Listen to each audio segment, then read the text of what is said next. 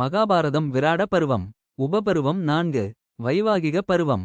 பாண்டவர்களின் உண்மை நிலை வெளிப்படுதலும் அபிமன்யு உத்தரை திருமணமும். அஞ்ஞாதவாசம் வெற்றிகரமாக முடிவடைந்ததைத் தொடர்ந்து பாண்டவர்கள் தங்களது அடையாளத்தை வெளிப்படுத்த முடிவு செய்தனர். ஒரு சுப முகூர்த்தத்தில் அவர்கள் ஐவரும் தங்களது பட்டு ஆடைகளை தரித்து சபைக்கு வந்தனர்.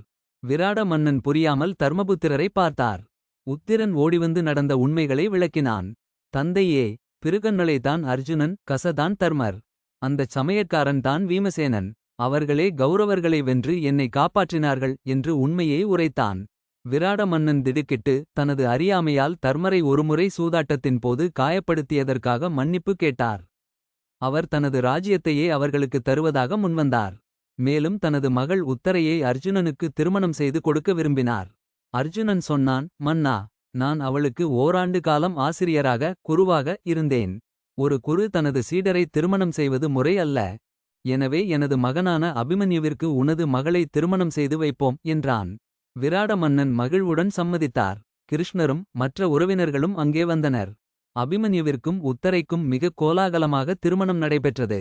பாண்டவர்கள் இப்போது விராட மன்னன் போன்ற பலமான கூட்டணியை பெற்றனர். இதோடு விராட பருவம் நிறைவடைகிறது. பாண்டவர்கள் இப்போது தங்களது ராச்சியத்தை மீண்டும் பெற தயாராயினர். ஆனால் கௌரவர்கள் போரின்றி நிலத்தை தர மறுத்தனர். அடுத்த பெரிய பருவம் உத்தியோக பருவம். அமைதி பேச்சுவார்த்தைகள் மற்றும் போருக்கான இறுதித் தயாரிப்புகள் அங்கே தொடங்குகின்றன.